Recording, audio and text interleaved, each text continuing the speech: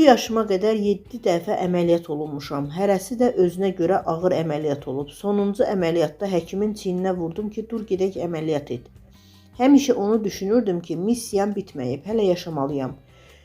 Görəcək işlərim var, onları bitirməmiş dünyamı dəyişə bilmərəm. Bu sözləri müğənni Nazim Pişari efirdən kənar verilişində deyib. Sənətçi keçirdiyi ağır əməliyyatlardan və səhhətindən danışıb.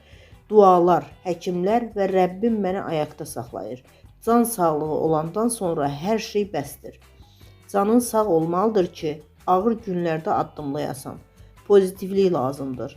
Ən çətin negativ anımda pozitiv olub özümü ruhlandırıram.